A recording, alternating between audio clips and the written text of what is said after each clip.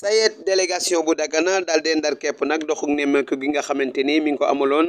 jëmale ko ci mbayum hivernage bi ginnaaw secteur bu Ronk secteur bu Jama ñu tëjee ko fi nga xamante ni moom moo di ci secteur bu Dagana fa fee ñu ràññee fa ay union yu mel naka Dagana A Dagana C waaye DASD ak fi nga xamante ni moom moo di union bu Gaaya foofee nag ñu gis ni la fa gën a fës sax ginnaaw mbayum ceeb bi moom moo di li jëm ci wàllu tomate ak yeneen yu ni mel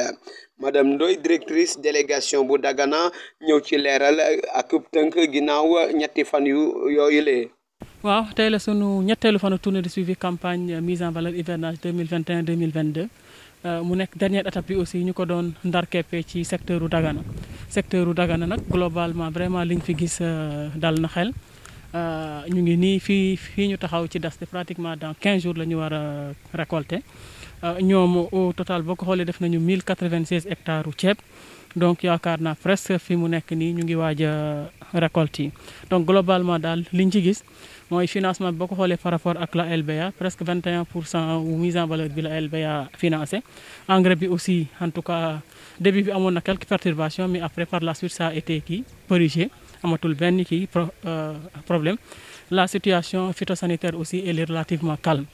léegi nag ñoom fi mu nekk nii gannaaw bi campagne bi di tirer à sa fin ñu ngi dëgmal campagne bu mag nag ku ne xam na Dagana saison sèche froide tomate ak oignon mooy seen campagne léegi nag bu ñu xoolee tuuti ci seen remboursement wu tomate ak oignon tomate bi aussi vraiment LBA nee na remboursé nañu à hauteur de 97% soble moom ñu ngi à 100% ma leen ci félicité di leen ci encouragé bu baax a baax ni leen noonu la waaye nag dafa am lenn lu des mooy remboursement wu compte saison bi LBA nee na foofu aussi am na tuuti jafe-jafe parce que remboursement potentiel bi mu ngi ci 32% te loolu mën na nekk gàllankoor ci enlèvement wu bon yi nga xam ni LBA accordé na leen déjà financement wu campagne bu mag bi ñu dëgmal mooy saison sèche froide bii di ñëw muy 2022 2023 bu ko 2021 2022 bu ko defee nag may ñaax béykat yëpp rek képp koo xam ne dese woon nga remboursement ci compte saison bi nga daw gaaw LBA defee ay effort ndax mën a sóobu bu baax a baax ci campagne bu mag bi nga xam ni moom mooy campagne principale u Dagana muy campagne tomate ak ceeb campagne tomate ak soble du moins. naka noonu nag ci wàllu xayma mu dellu siwaat ci li nga xamante ni moom moo am foofee ci délégation bi rawatina nag secteur bu Dagana dellu siwaat nag tamit ci tolluwaay bi nga xamante ne mbay mi toll naka ci foofee. délégation li ñu ci mën a tënk rek mooy ci hivernage bi presque def nañu 13 253,49 hectares donc 97% yëpp ceeb la 3% yi di diversification loolu di dëggalaat encore une fois en tout cas l'introduction des cultures de diversification en campagne d'hivernage surtout ci secteur Ronk nga xam ne premier jour bi gis nañ ci en tout cas plus de 300 hectares de diversification composés essentiellement de gombo mise en valeur boobu nag boo ko xoolee pratiquement 61% yi privé yi ko porté 39% yi moom la union yi maanaam station de pompage yi di gàddu financement bi nag nu mu tëddee ci hivernage bi gis nañ ko donc LBA mise en valeur bi yëpp pour la délégation 22% yi moom la financé 6% yi mooy les financiers non conventionnels li ci des yëpp mooy autofinancement wala financement partiel loolu nag dafay tekkiwaat encore une fois difficulté yi nga xam ni campagne d'hivernage mi ngi koy am ak ñàkk ñeme bi nga xam ne aussi financiers yi ñemewuñ ko loolu nag laaj jàngataat ak comité scientifique bi aussi naka lañ ko mën a xoolee ba wonewaat lan moo tax financiers yi duñ ñeme campagne d'hivernage mais lu tax béykat yi aussi di am psychose campagne d'hivernage engrais bi wax naa ko mise en place depuis bi amoon na jafe-jafe mais DRDR ak SDR jël les dispositions ànd koog SAED ba léegi taux de mise en place ñu ngi ci 111% pour l'urée et 99% pour le DAP donc comportement culture yi aussi ñenn ñi presque à 15 jours ñu ngi war a récolter comme ñoom DASD ñenn ñi ñaa ngi ci talage campagne baa ngi sori am nañ ci yaakaar léegi nag la situation phytosanitaire la ñuy exhorté waat rek la DPV pour des dispositions nga xam ni par rapport ak la pression aviaire par rapport ak raay ñu mën a jël les dispositions ba xam campagne d'hivernage dafa metti ku investir ba toll fii nag dañ ko war a sécuriser ko accompagner ko ba mu mën a récolter ci jàmm les piqueurs suceurs aussi maa ngi ñaax béykat yëpp produit insecticide systémique bi aussi nañ ko démarrer déjà pour mën a def la prévention parce que ci période yi lay commencé feeñ te bu ko bët commencé gis rek mooy c'est fini et c'est bonjour les dégâts léegi nag leneen li ci des mooy recommandation yi rek des PV surtout par rapport ak la disposition mais aussi xam naa ni beneen jéego bi ciy teguwaat mooy ñu sóobu nag ci étude de suivi ak évaluation de la campagne d'hivernage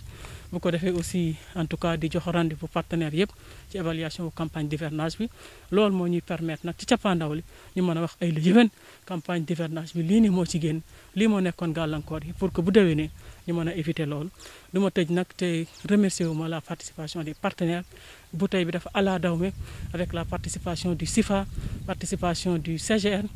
ñëw dooleeku ci partenaires habituels yi nga xam ne dañ doon ñëw comme la LBA comme l'assurance agricole comme la DPV ànd ko ak l'équipe de la SAED bu ma dee SAED direction DAM délégation et les secteurs ñoom ñëpp ont fortement contribué pour la réussite vraiment de ces tournées de suivi de campagne d'hivernage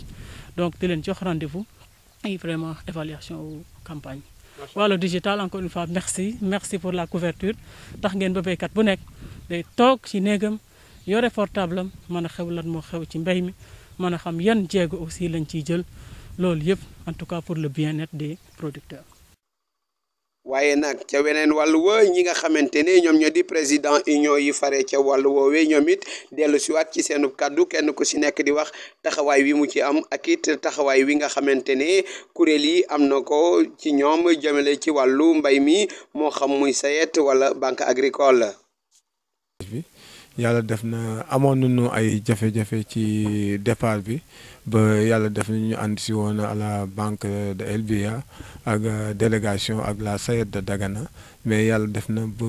bi ñuy ñëwee gis solution bi am problème waxtaan nañ si ba trouver solution ba yàlla def na alhamdulilahi rabbil alamin seen retour tey mooy ñëw seesiwaat loolu ñu fi bàyyi woon ndax jafe-jafe yi am na yu si dañ yàlla dimbali nañu alhamdulilahi rabbil am na yokkute bi nga xamee ni nun ko sénti woon ak ragal ko yàlla dimbali nañu ñu ba loolu génn nañ ci luñ ciy wax rek mooy dañ leen di gërëm ndax dañoo kontaan ci ñi nga xam ne bu ndee ànd di liggéey ñuy jokkalante bi nga xamee ni ku nekk dana mën a ñame sa morom ci li nga xam ne ci lay liggéey tey luñ fi mën a gisee itam daañu xam résultat ba ëllëg ni ñoom gisoon nañ ko kenn nettali boo ko ñoo si ñëw seen te ñëw nañu seen sol seen tànk dugg nañu fi nga xam ne tey keneen kun fi indi woon muy autorité da nga wax nun fan la ñu jëm mais seen volonté ak seen lépp ak seen taxawaay ak bëgg nu jàppale ci wàllu liggéey bi dugg nañu place yi nga xam ne vraiment nun noo ngi leen siy remercier di leen ci gërëm di leen sant di sant nag LBA le directeur de Richard Toll vraiment fu ñu fekkoon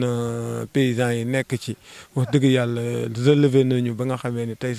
buñ ko ñemewul lu bare noo ngi koy jóge jàppale nañu si wàllu liggéey bi même la directrice de déléguée madame Doy elle a bien fait son travail. waa di doole di sant yàlla rek di gërëm waa SAED parce que bu mu waxee hivernage presque 4 mois lu ñu koy wax ñu déplacé wu ñëw fi ñetti yoon kooku ñu nu yëg lanu ñu nu jàppale lanu ñu bëgg réussir ci diwaan bi lanu kon du leen di sant di leen gërëm. liggéey bi sore nañu xam naa d'ici 15 jours lu mu sore incha allah daanu commencé récolter yi mën ko ëlbatiwaat defaat fii maraîchage incha allah. jafe-jafe yi wax dëgg du ne sant yàlla bu baax picc yi lu daan séntu heure bi tey ku nekk yaa ngi tëdd sa kër ñëwoo dàq tool ñëwoo def dara kon du ñu ñaan yàlla loolu continuer wéy tamit dooli sant tamit si la SAED si bi nga xamante ni bii départ nañu campagne bi tamit jafe-jafe engrais commencé woon am bul leen ko soumettre ñoom ak waa agriculture duñ si def le maximum ba engrais mat ba mujj nu jëlee fi engrais di joxe leen zone yi kon loolu tamit duñ leen si sant di leen gërëm wax dëgg jafe-jafe moom ren ñi ngi sant yàlla bu baax a baax di ñaan yàlla mu wéy